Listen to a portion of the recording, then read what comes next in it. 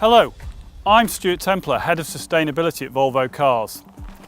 This is the new XC60 T8 plug-in hybrid, and this is also the new XC60 T8 plug-in hybrid.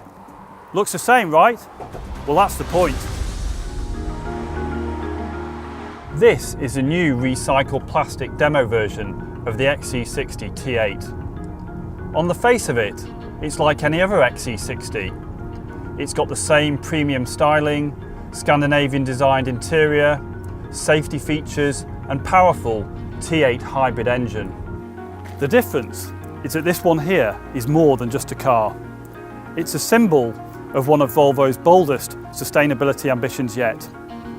Volvo Cars is aiming for 25% of all plastics in new cars launched after 2025 to be made from recycled material.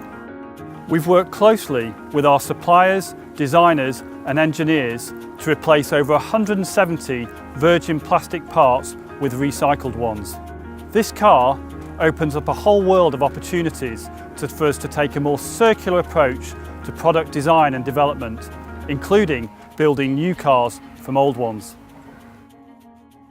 One thing that does look different is this rather snazzy interior. These seats have been sewn from two different kinds of textiles, both of which have been made from recycled plastic bottles.